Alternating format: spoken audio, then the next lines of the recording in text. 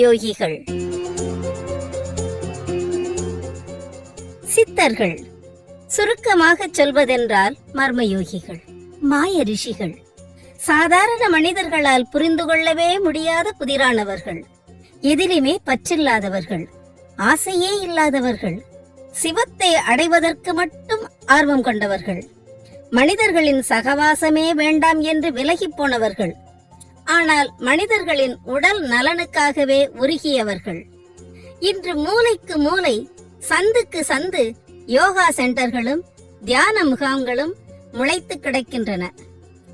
இதய நோய், இரத்த அழுத்தம், டயபெட்டிஸ், டென்ஷன் என எல்லா வியாதிகளுக்கும் மருந்தோடு மருந்தாக டாக்டர்களின் பிரிஸ்கிரிப்ஷனில் யோகாவும் தியானமும் தவறாமல் இடம் பிடிக்கின்றன. இந்த இரண்டையும் உலகுக்கு அளித்தவர்கள் சித்தர்கள்தான். உடலையும் மனத்தையும் வசப்படுத்தினால் அளவில்லாத ஆற்றல்களை பெறலாம் என்பதை நிகழ்த்தி காட்டியவர்கள். நீர்மேல் நடப்பது, நெருப்பில் குளிப்பது, ஆகாயத்தில் பறப்பது, அரூபமாய் உலவுவது, உடல் விட்டு உடல் உயிர் தாவுவது, எந்த உலோகங்களையும் ஏன் மணலை கூட பொன்னாக மாற்றுவது என்று அசாதாரண காரியங்களை சர்வசாதாரணமாக செய்து முடித்தவர்கள் நம் சித்தர்கள். சாவையே வென்று காட்டியவர்கள். டெலிபதி, ESP என விஞ்ஞானம் என்று வியந்து சொல்வதை 1000 ஆண்டுகளுக்கு முன்பே மெய்ஞானத்தால் கண்டறிந்த மகா ஞானிகள். தாம் கண்டறிந்து உணர்ந்தவற்றையெல்லாம் தங்களுக்குள்ளேயே வைத்துக் கொள்ளாமல் எல்லாமும் மக்களை சென்று சேர வேண்டும் என்பதற்காகவே பாடுபட்டவர்கள்.